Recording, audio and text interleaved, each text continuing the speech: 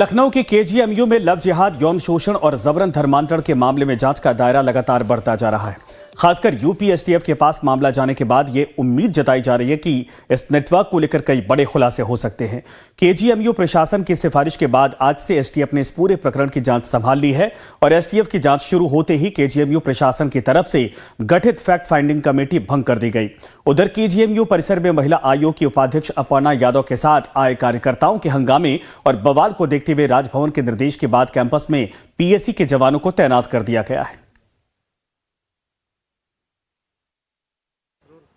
KGMU में यौन शोषण और धर्मांतरण मामले की जांच मुख्यमंत्री योगी आदित्यनाथ के निर्देश के बाद स्पेशल टास्क फोर्स यानी एसटीएफ ने शुरू कर दी है। केजीएमयू प्रशासन की तरफ से एसटीएफ से इस पूरे मामले की जांच कराए जाने की सिफारिश की गई थी और इसके बाद अब राजभवन के निर्देश के बाद केजीएमयू कार्यालय और केजीएमयू की सुरक्षा को लेकर एक पीएसी की टुकड़ी यहां पर तैनात कर दी गई। आप देख सकते हैं तस्वीरों में जो जवान, तमाम पीएसी के जवान हैं वो यहां पर मौजूद हैं और कुछ समय पहले महिला आयोग की उपाध्यक्ष अपर्णा यादव के नेतृत्व में सैकड़ों की संख्या में तमाम जो कार्यकर्ता थे वो यहाँ पर आए हुए थे और केजीएमयू में वीसी कार्यालय और आसपास जगहों पर हंगामा व तोड़फोड़ करते हुए नजर आए थे और इस पूरे मामले को काफी हाइप देने की कोशिश की गई थी। अब इस पूरे मामले की मुख्यमंत्री योगी आदित्यनाथ से यहाँ की vice chancellor doctor Sonia Nityanand की मुलाकात हुई, राजभवन को पूरी रिपोर्ट दी गई और उसके बाद राजभवन के निर्देश के बाद पीएसी की एक टुकड़ी यहाँ पर लगाई गई जिससे जो कुछ लोग अराजकता कर रहे हैं वह कुछ यहाँ पर उपद्रव न कर पाए। और इसके अलावा एसटीएफ ने इस पूरे मामले की आज जांच शुरू कर दी है। चौक पुलिस से इस पूरे मामले की तफ्तीश को लेकर उन्होंने जो साक्ष्य हैं वो लिए हैं और अब तक की जांच में एसटीएफ को रमीज मलिक के पास से कई चौंकाने वाले जो तथ्य हैं वो मिले हैं। जानकारी निकल कर जो सामने आ रही है उसके अनुसार रमीज के ट्रांजैक्शन की जो जानकारी मिली है वो काफ़ी चौंकाने वाली है। रमीज के अकाउंट में लाखों का जो ट्रांजैक्शन है वो हुआ है, कुछ पैसा उसके पास आया है तो कुछ पैसा उसके खाते से किसी अन्य को भी भेजने की जो जानकारी है वो मिल रही है।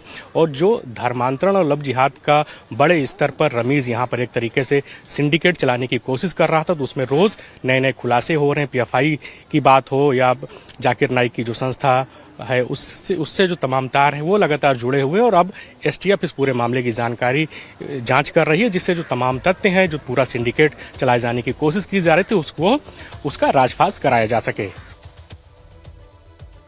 तो आपको बता दें कि केजीएमयू प्रशासन ने इस मामले की जांच के लिए फैक्ट फाइंडिंग कमेटी बनाई थी जिसने अपनी अंतरिम रिपोर्ट कुलपति प्रोफेसर सोनिया नित्यानंद को सौंपते हुए आगे की जांच एसटीएफ से करवाने की सिफारिश की थी। रिपोर्ट सौंपने के तुरंत बाद कमेटी को भंग कर दिया गया। कुलपति डॉक्टर सोनिया नित्यानंद ने मुख्यमंत्री योगी आदित्यनाथ से मुलाकात की और पूरी स्थिति से अवगत करवाया।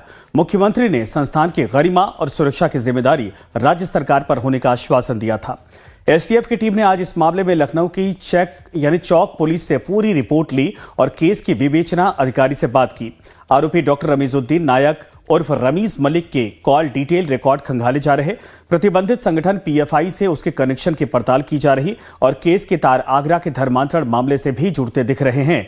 इसके अलावा जाकिर नाइक की प्रतिबंधित संस्था इस्लामिक रिसर्च फाउंडेशन से डॉक्टर रमीज के संबंध भी इसकी गहन पड़ताल की जा रही है। पुलिस सूत्रों के मुताबिक यह मामला एक बड़े लव जिहाद की फैक्ट्री जैसा सिंडिकेट लग रहा है। 23 दिसंबर 2025 को चौक कोतवाली में दर्ज एफआईआर के बाद डॉक्टर रमीज फरार हो गया था। वो दिल्ली, उत्तराखंड और पश्चिम यूपी के कई स्थानों पर छिपा रहा। इस दौरान उसके बैंक खातों में लाखों रुपए के ट्रांजैक्शन हुए। जांच में खुलासा हुआ कि उसने करीब 7 लाख रुपए पश्चिमी यूपी से जुड़े एक शख्स को ट्रांसफर किए थे। पुलिस इस लेन देन के मकसद की जांच कर रही और सबूत मिलने पर उस शख्स के खिलाफ भी कार्रवाई की जा सकती है। डॉक्टर रमीज पर आरोप है कि उसने शादी का झांसा देकर एक महिला से दुष्कर्म किया, गर्भपात करवाने की धमकी दी और जबरन धर्म परिवर्तन का दबाव भी बनाया। इससे पहले भी वो आगरा की एक हिंदू महिला डॉक्टर का धर्मांतरण करवाकर निकाह कर चुका है और जूनियर डॉक्टर्स को भी लव जिहाद के लिए तैयार कर रहा था।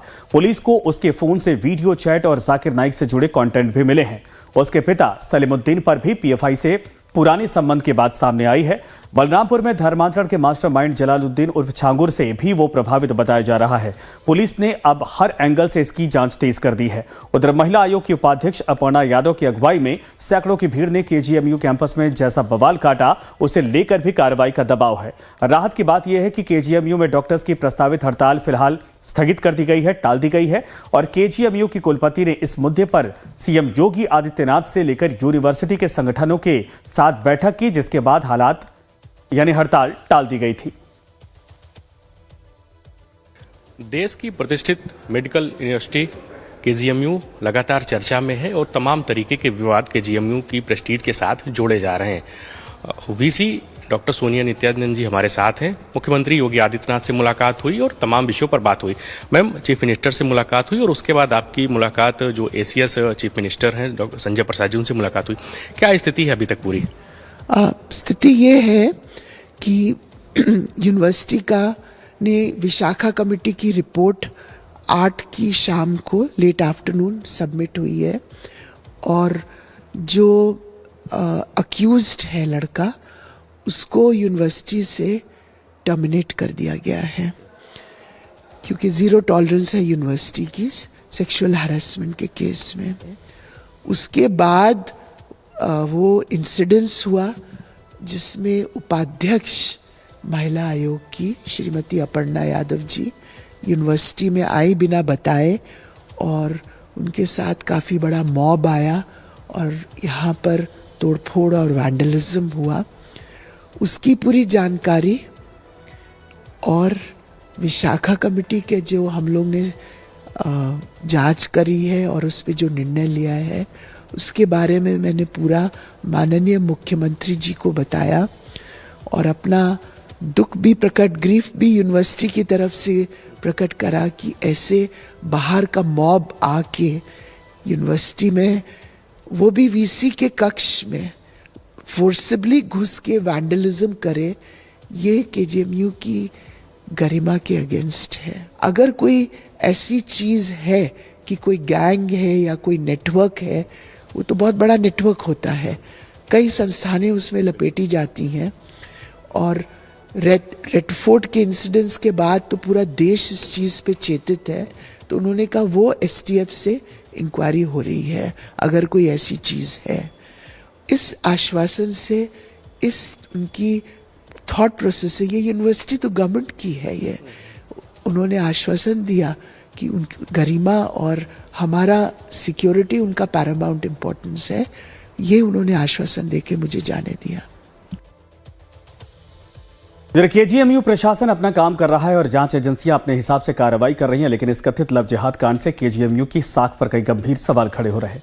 ऐसे में एसटीएफ की जांच से उम्मीद है कि इस नेटवर्क से जुड़े और भी आरोपियों के नाम सामने आएंगे और उनकी साजिशों पर से भी पर्दा उठेगा।